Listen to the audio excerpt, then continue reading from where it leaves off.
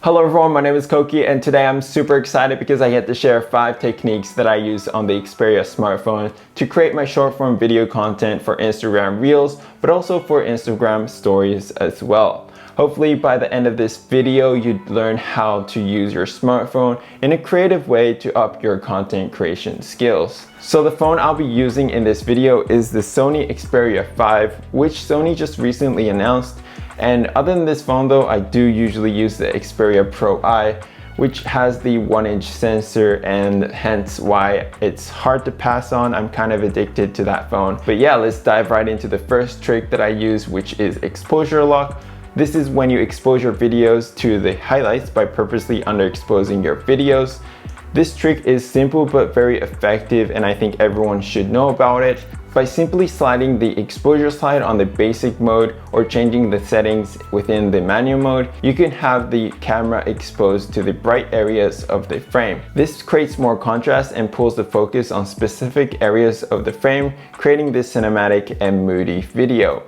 I use this technique in almost all my videos, especially for scenes that have a higher contrast between the highlights and the shadows, aka the dark areas and the bright areas. A little tip would be to always adjust according to the environment and not go too overboard with the underexposure. This also results in a loss of details in the highlights, which you do not want. The second trick is my favorite trick, and this is the Wigglegram. This is an effect where multiple photos play back and forth, creating a 3D-like animation, which is also known as GIF. On the Xperia, you can use the burst mode to shoot the subject, and if you add the pan slide motion to your liking, you get this cool 3D animated effect. To create this, all you need to do is tap that burst button and then hit that create an animation option, and that's it. It literally takes seconds and you have a Wigglegram. You can create a bunch of these and mash them together for a reel and get creative,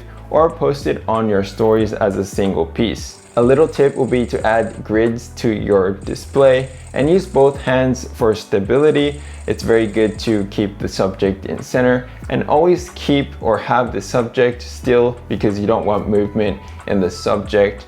And yeah, let's move on to the third trick, which is the slow motion. We all know what slow motion to an extent at the very least, but it's when you capture a video in a higher frame rate in order to slow it down later on. This is great for fast moving subjects or when you really want to emphasize on a particular moment. If you use the 120 FPS and capture a subject, it's easy to create a very cinematic and aesthetic video. You can even step it up and use a phone gimbal to further stabilize your footage. For the slow motion videos, you can use it as a one-take shot and make a simple reel out of it. But I do love creating and watching that layered video where you have multiple videos playing at slow motion in a single frame. This is a great way to show off your cinematic slow motion clips and to tell a story within a one single multi-layer frame. It will also boost up your engagement for the video as most people will tend to watch it over and over again to see every single frame. For the fourth trick, this is a flash and movement combination photography. This is also called motion blur photography. Since this is a stylized look, I don't think it's for everyone. And in fact, when I first started out photography, I didn't know why this was even a thing. I think this is a neat little trick to use for street photography or taking photos of friends.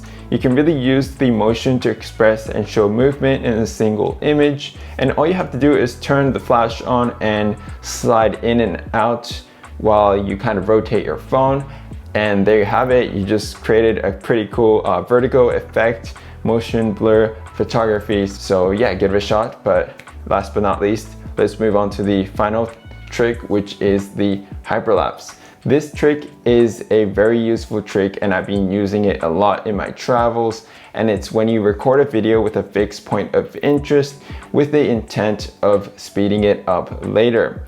It's simple but very effective and interesting to watch as you can showcase much of the environment in just seconds. All you need to do is just walk towards a subject with a specific point of interest, keep that point all throughout the video and shoot away. Or if you have a gimbal, it's a little easier, but the built-in stabilization does a great job, so you can kind of get away with it.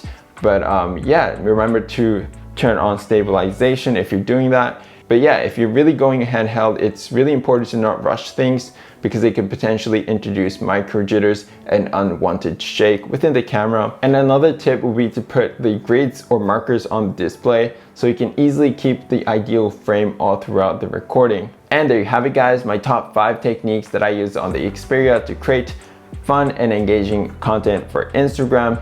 Let me know which one you guys like the most and what you'll be using or trying out. And yeah, if you have any questions, leave it in the comments below. And like always, stay safe, stay curious, and I'll see you guys in the next video. Peace out.